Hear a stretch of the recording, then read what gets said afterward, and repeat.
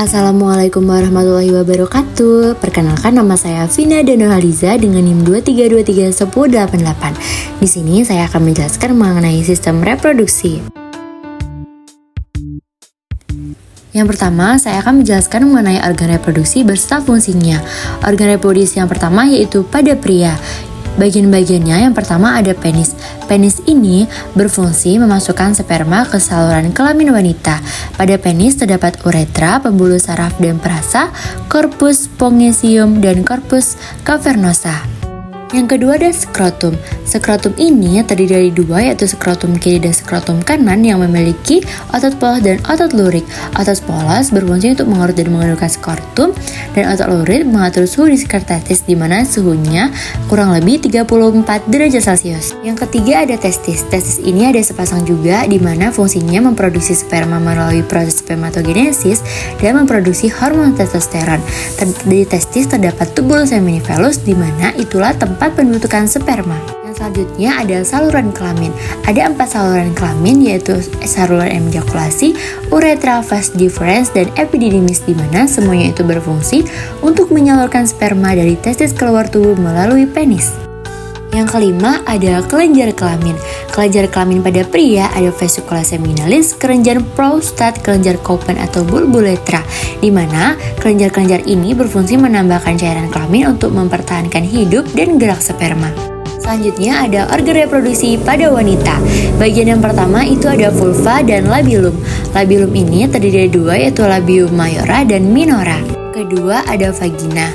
Vagina ini sebagai saluran keluar dari rahim, dan pada vagina ini terdapat kelenjar Bartholin, yaitu yang menghasilkan lendir.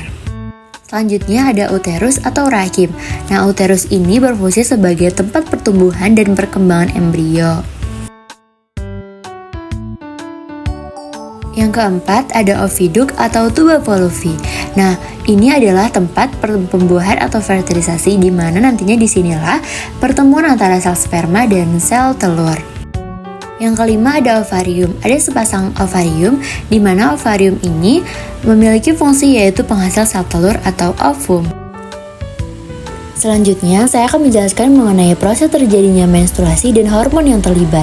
Ketika sel ovum telah matang dan dilepaskan ke rahim, maka dia akan menunggu sel sperma untuk dibuahi.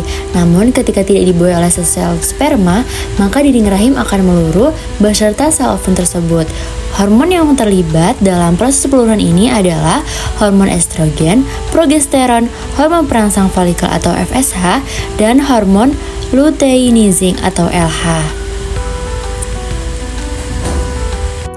Selanjutnya adalah proses pembuahan atau fertilisasi pada manusia. Ada 4 tahap dari proses ini, yaitu yang pertama adalah ovulasi. Ovulasi adalah saat di mana ovarium melepaskan sel telur untuk pembuahan. Yang kedua adalah perpindahan sperma, di mana jutaan sel sperma akan dilepaskan dengan tujuan untuk mencari sel telur untuk dibuahi. Yang ketiga adalah fertilisasi dan perkembangan embrio, di mana fertilisasi ini terjadi ketika sel sperma berhasil dalam upayanya untuk mencapai dan membuahi sel telur. Nah, pada akhirnya embrio akan menjadi kumpulan sel yang sangat terorganisir yang bernama blastokista. Selanjutnya ada implantasi. Implantasi ini ketika blastokista kemudian menempel pada lapisan rahim atau endometrium. Nah, proses keterkaitan ini yang dinamakan dengan implantasi. Yang selanjutnya adalah tahap perkembangan embrio setelah terjadinya fertilisasi. Yang pertama adalah tahap morula. Pada tahap morula, zigot akan mengalami perkembangan dan pembelahan sel berturut-turut hingga membentuk pola padat yang terdiri dari banyak sel. Yang kedua adalah tahap blastosta.